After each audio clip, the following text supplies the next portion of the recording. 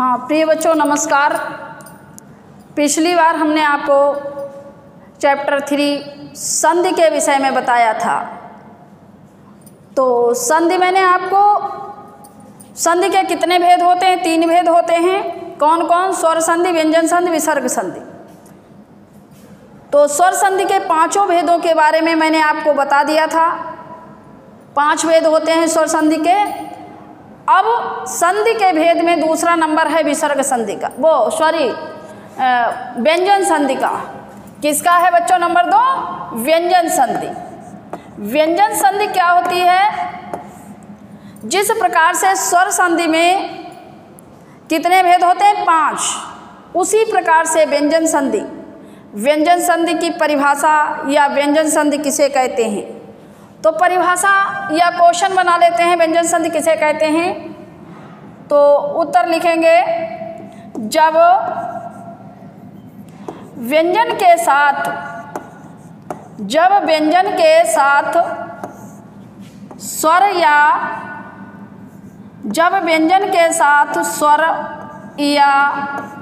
व्यंजन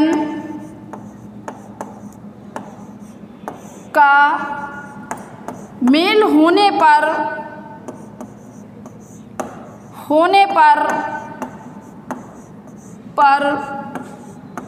जो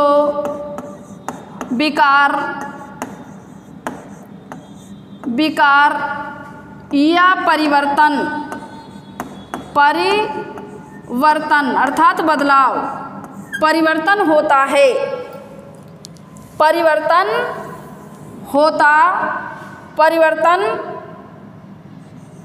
है, तो उसे व्यंजन संधि कहते हैं। व्यंजन संधि कहते हैं।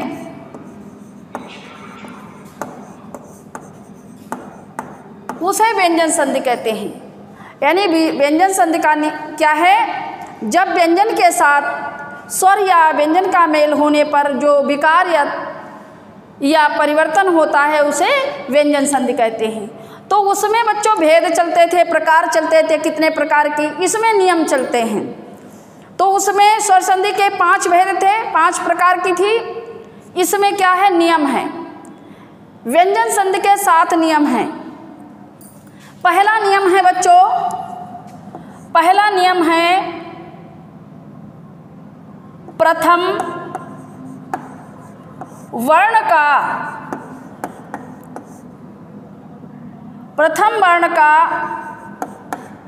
तृतीय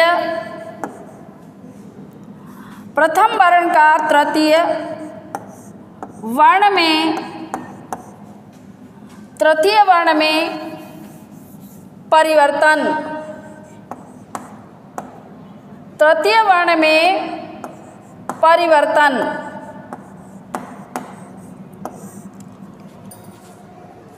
प्रथम वर्ण का तृतीय वर्ण। अब प्रथम वर्ण कौन सा होता है बच्चों? ये आप चैप्टर 2 में आपने वर्ण विचार पढ़े थे, उसमें आपने वर्गीय व्यंजनों के विषय में पढ़ा था। तो वर्गीय व्यंजन कौन से होते हैं? वर्गीय व्यंजन के प्रथम वर्ण का तृतीय वर्ण में परिवर्तन होता है। तो बच्चों वर्गीय वर्ण कितने होते हैं? ये वर्गीय वर्ण 5 होते हैं। कौन कौन से होते हैं? नंबर 1 कय वर्ण, चय वर्ण, तय वर्ण, पय वर्ण। इन्हें स्पर्श व्यंजन भी बोलते हैं। क्या बोलते हैं? स्पर्श व्यंजन। स्पर्श क्यों बोलते हैं? क्योंकि जब हम इनको बोलते हैं तो हमारी जीभ जो है मुख के विभिन्न भागों से टकराती है। यानी मुख में विभिन्न भाग होते हैं, इन भागों को स्पर्श करती है यानी छूती है। इन्हें स्पर्श व्यंजन भी कहते हैं और वर्गीय व्यंजन कहते हैं।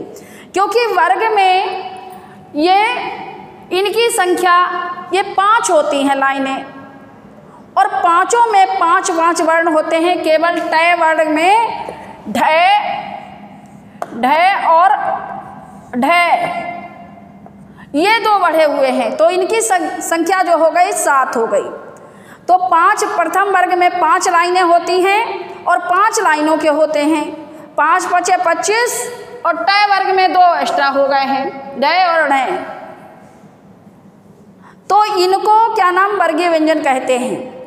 अब जब हम संधि करते हैं तो हमें ये ध्यान रखना चाहिए कि पहला नियम है प्रथम वर्ण, वर्गीय व्यंजन के प्रथम वर्ण का क्या है, वर्गीय व्यंजन के वर्गीय व्यंजन के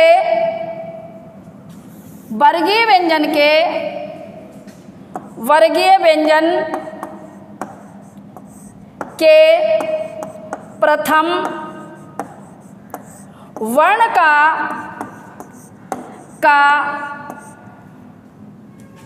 तृतीय वर्ण में परिवर्तन। वही, क्योंकि वर्गीय व्यंजन में अब तृतीय वर्ण, हमें वर्ग के जब व्यंजन ही नहीं याद हैं तो हम संधि कैसे करेंगे। तो हम अपने याद करने के लिए हम इनकी संख्या पूरी कर लेते हैं। बच्चों देखिए संख्या क्या है, कै वर्ग की लाइन में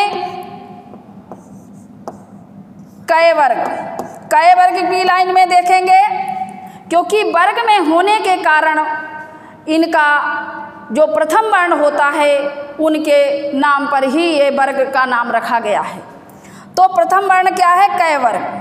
तो कै, खे, गै, घै, अणै। ठीक है। अब आया आपकी दूसरी लाइन चय वर्ग वाली। कौन सी, चय वर्ग वाली। तो चय, छय, जय, झय, इया। फिर है टय वर्ग। टय वर्ग में टय, ठय, डय, ढय, अणय। 5 हो गए। इनमें 2 एक्स्ट्रा आते हैं। कौन से, ढय और अणय, ये 2 एक्स्ट्रा आते हैं, इसलिए इनकी संख्या 27 मानी गई। अगली लाइन है तय वर्ग वाली। तो तय वर्ग में बच्चों क्या आता है, तय वर्ग में तय, ठय, दय, धय, नय। अगला है पय वर्ग। पय वर्ग में पय, फय, वय, भय, मैं। अब हम देखते हैं क्या है वर्गीय व्यंजन के प्रथम वर्ण का तृतीय वर्ण में परिवर्तन। तो उदाहरण देखेंगे। प्रथम वर्ग का वर्गीय व्यंजन के प्रथम वर्ण का तृतीय वर्ण में परिवर्तन क्या है, तृतीय वर्ण में परिवर्तन कैसे होगा। जैसे उदाहरण देखिए, उदाहरण है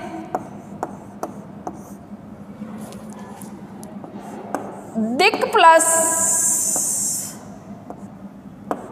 दर्शन, दिक् प्लस दर्शन। अब मैंने बताया आपको पिछले उसमें भाग में बता दिया था स्वर संधि में, जब हम संधि करते हैं तो प्रथम शब्द का अंतिम वर्ण लेते हैं, शब्द का पहले शब्द का अंतिम वर्ण और दूसरे शब्द का पहला वर्ण लेते हैं, उससे विकार उत्पन्न होता है। तो प्रथम वर्ण का क्या बच्चों है, कै वर्ग आया। अब यहाँ दिया है, आपकी परिभाषा दी है। जब हम अपनी परिभाषा को उठाते हैं, जैसे आप मैथ में सूत्र लगाते हैं, सूत्र देखते हैं, उसी प्रकार से भाषा में भी परिभाषाएं देखनी पड़ती हैं। तो यहाँ दिया है वर्गीय व्यंजन के प्रथम वर्ण का तृतीय वर्ण में परिवर्तन। तो वर्गीय व्यंजन हमारा क्या है, कै है, कै है। और कै का हम किस में बदलेंगे, कै आया है। यहाँ तृतीय वर्ण देखेंगे, तृतीय वर्ण कौन सा पड़ रहा, गए। भाई वर्ग देखेंगे तो वर्ग में क्या पड़ रहा है, गए। तो यहाँ परिवर्तन क्या हुआ, दिग् दर्शन, दिग्दर्शन। क्योंकि कै वर्ग, कै जो है अपने वर्ग की तृतीय वर्ण में बदल जाएगा, अपने ही वर्ग के तृतीय वर्ण में बदल जाएगा। अगला है चय। दूसरी लाइन देख लेते हैं। अच, क्या आया? अच, अच प्लस अंत। क्या है बच्चों? अच प्लस अंत। अब अच क्या है? चय है, यानी वर्ग के दूसरा चय वर्ग आता है, तो दूसरा वर्ग क्या है? दूसरे वर्ग की लाइन का चय वर्ग आता है। तो ये चय अपने तृतीय वर्ण में क्या बन जाएगा? जय बन जाएगा। लेकिन जब हम देखते हैं कि चय आधा है और इसके सामने क्या था? पहले वर्ग के सामने क्या था? व्यंजन वर्ण था, तो वह अपने ही वर्ण के तृतीय वर्ग में बदलेगा, तो आधा ही वर्ण बनेगा। और ये चय के सामने स्वर आ रहा है। क्या रहा? स्वर। तो चय आधा जब जय में बदलेगा, जब जय वर्ण में ए स्वर मिलेगा तो वह पूरा बन जाएगा। यहां बन गया अजंत। अजंत, क्योंकि यहां आधा बना है। आधा क्यों बना है? क्योंकि इसके सामने कै वर्ण के सामने क्या आ रहा था? व्यंजन आ रहा था, और दूसरे नियम में चय वर्ण के सामने स्वर आ रहा था।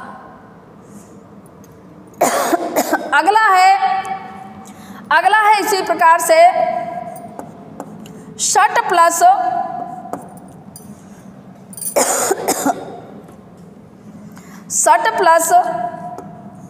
दर्शन।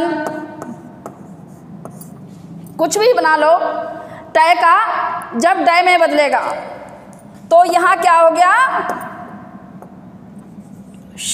यहाँ टय आधा है तो यहाँ इसके नीचे हलंत। हलंत क्यों लगाते हैं? सभी व्यंजन वर्णों के साथ अ स्वर होता है, और जिस वर्ण में अ स्वर नहीं होता है उसके सामने तिरछी रेखा होती है।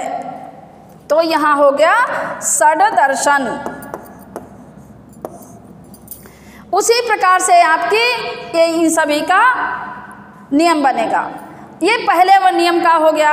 अब आपका दूसरा नियम क्या है? दूसरा नियम है वर्गीय व्यंजन के। दूसरा नियम है आपका वर्गीय व्यंजन के। यहाँ प्रथम वर्ण का तृतीय वर्ण में परिवर्तन था, अब वर्गीय व्यंजन के प्रथम वर्ण का पांचवें वर्ण में परिवर्तन।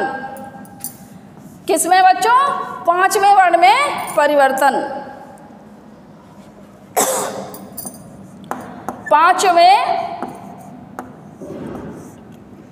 वर्ण में परिवर्तन।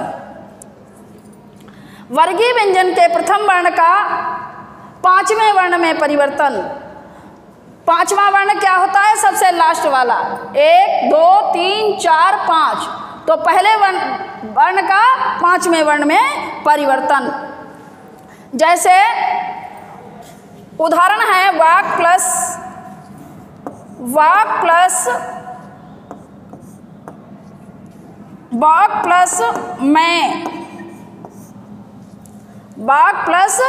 मैं।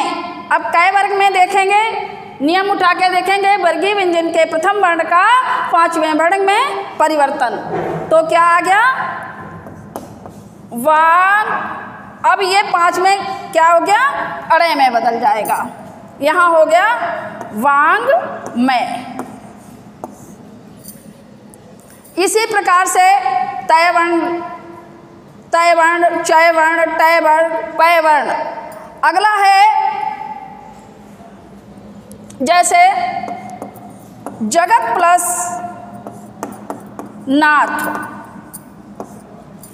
अब हमने परिभाषा देखी वर्गीय व्यंजन के प्रथम वर्ण का पांचवें वर्ण में परिवर्तन। तो क्या है? तय प्लस नाथ। और तय वर्ण वाला देखेंगे तो तय के सामने पांचवा क्या पड़ रहा है? नय पड़ रहा। तो यहाँ क्या बन जाएगा?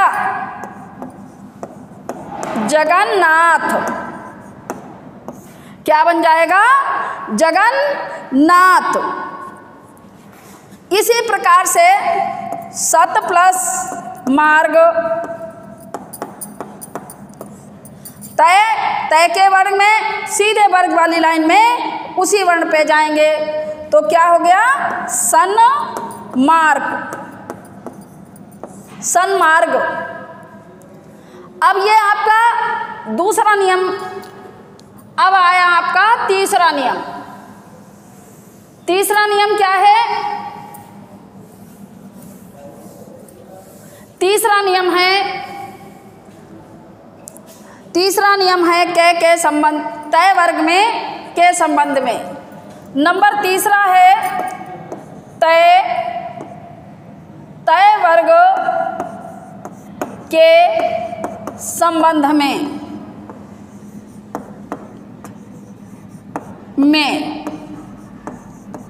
तय वर्ग के संबंध में बच्चों क्या है? यदि वर्गीय व्यंजन के सामने, यदि इसकी परिभाषा है, यदि वर्गीय व्यंजन के सामने कोई भी व्यंजन वर्ण आता है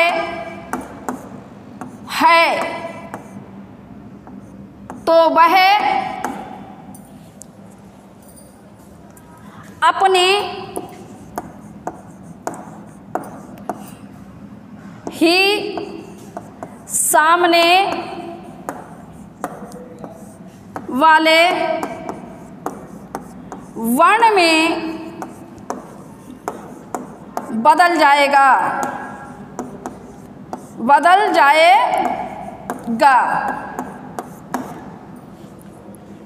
ठीक है। क्या है? तय वर्ग के संबंध में। ये तय वर्ग दिया है। अगर आपके वर्गीय व्यंजन में, यदि वर्गीय व्यंजन के तय वर्ग के संबंध में, यदि वर्गीय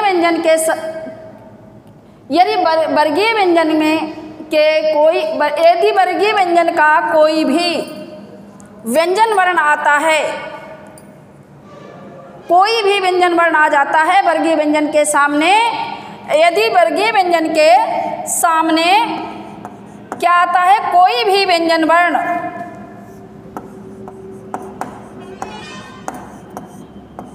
कोई भी, यदि वर्गीय व्यंजन के सामने, वर्ग जानते ही हो कौन कौन से होते हैं? कय वर्ग, तय वर्ग, चय वर्ग, टय वर्ग, तय वर्ग, पय वर्ग। तो यहाँ चल रहा है तय वर्ग के संबंध में। यदि तय वर्ग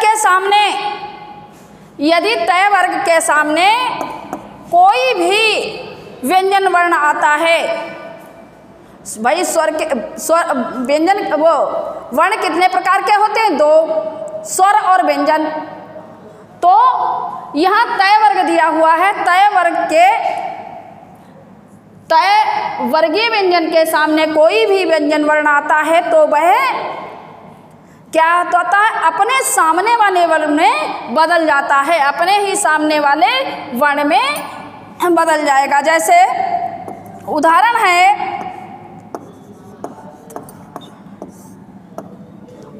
है उत प्लस लास।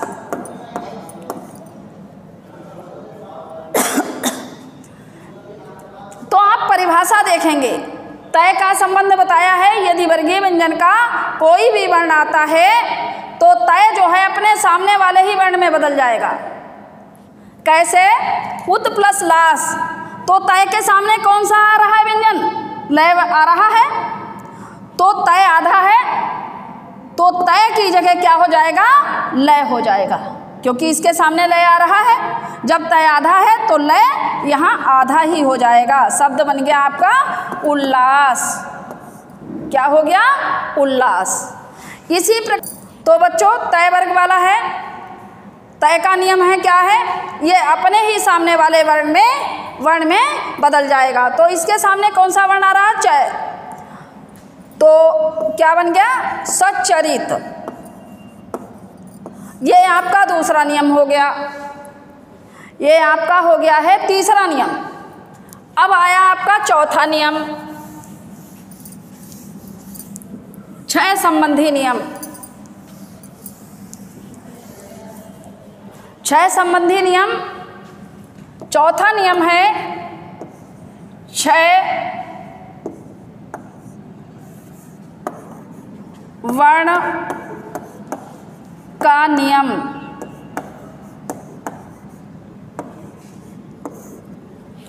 तो क्षय वर्ण का नियम क्या है? यदि कोई भी क्षय वर्ण से पहले यदि क्षय वर्ण से पहले कोई स्वर आता है, यदि क्षय वर्ण से पहले कोई स्वर आता है तो वह क्या होता है? यदि क्षय संबंधी नियम है, यदि किसी भी स्वर के बाद, क्षय संबंधी नियम क्या है? यदि किसी भी स्वर के बाद क्षय आता है तो उससे पहले क्या जुड़ जाता है? क्षय।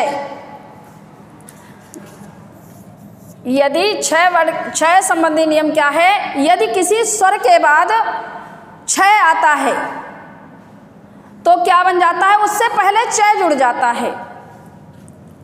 यदि क्षय वर्ण से पहले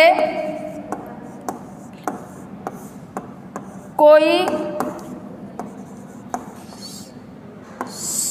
स्वर, यदि क्षय वर्ण से पहले कोई स्वर आता है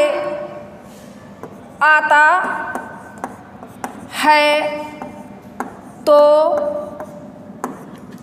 उसके पहले कोई स्वर आता है, यदि क्षय वर्ण से पहले कोई स्वर आता है तो वह उसके पहले चय वर्ण जुड़ जाएगा, चय वर्ण जुड़ जाएगा।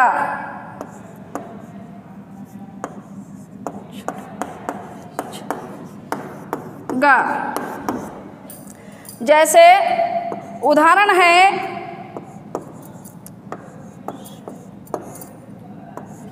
अनु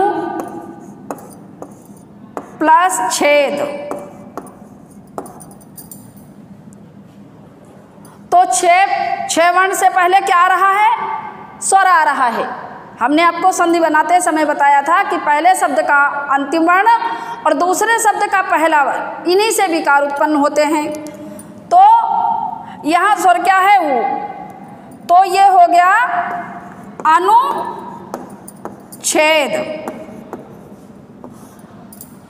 क्या बन गया? अनुच्छेद। ये ध्यान देने योग्य बात है। अगर दूसरा इसी प्रकार से है बी प्लस छेद, तो हमने बताया था कि क्षय वर्ण से पहले अगर कोई स्वर आता है तो वह उससे पहले चय वर्ण जुड़ जाएगा। तो क्या हो गया? विच्छेद। विच्छेद। ये आपका हो गया चौथा नियम। ये आपका हो गया चौथा नियम।